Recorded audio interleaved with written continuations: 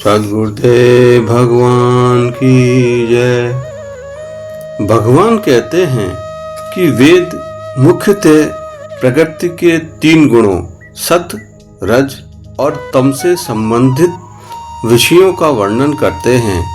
ये तीनों गुण मनुष्य के स्वभाव, कर्म और फल को प्रभावित करते हैं। इसलिए हे अर्जुन, इन तीनों गुणों से ऊपर उठो, अर्थात इनके प्रभाव में बंधकर कर्म मत करो।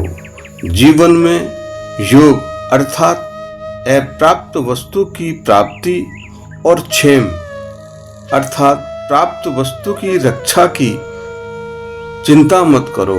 इन चिंताओं से मुक्त होकर आत्मसंयमी और आत्मज्ञान में स्थित बनो।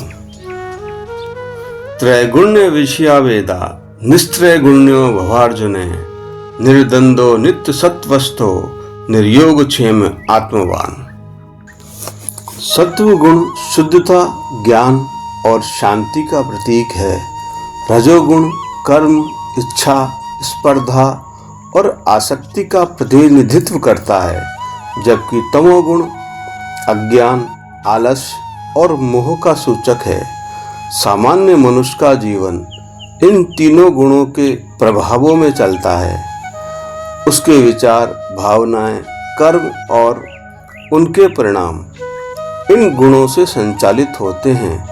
भगवान कहते हैं, हे अर्जुन, तू इन तीनों गुणों से दूर हो जा, अर्थात इन गुणों के प्रभाव में आकर कर्म मत कर।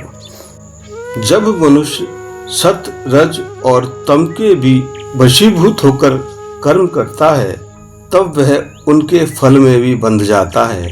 लेकिन जब वह आत्मज्ञान में स्थित होकर समत्व भाव से बिना आसक्ति के कर्म करता है, तब वह गुणों के बंधन से मुक्त हो जाता है।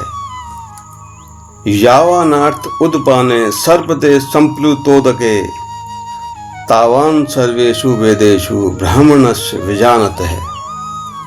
भगवान सरल उपमा के माध्यम से अर्जुन को समझाते हुए कहते हैं कि जिस प्रकार चारों ओर से जल से परिपूर्ण एक विशाल जलाशय का उपलब्ध होने पर छोटे कुएं, तालाब आदि की आवश्यकताएं बहुत कम रह जाती है, उसी प्रकार जो पुरुष ब्रह्म तत्व को जान लेता है, उसके लिए समस्त वेदों का कर्मकांड सीमित रह जाता है।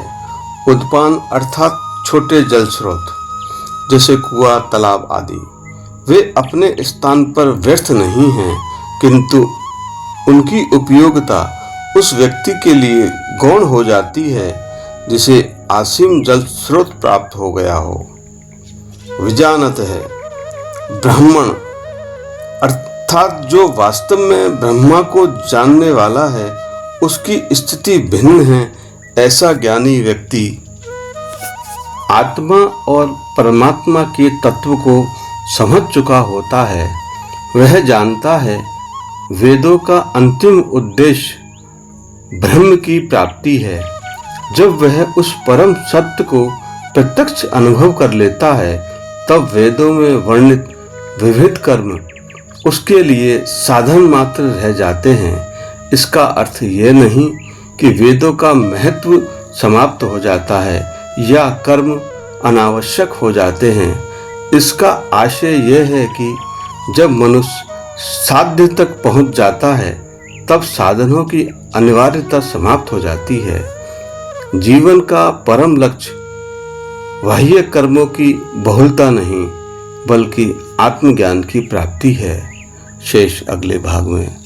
जय श्री कृष्ण।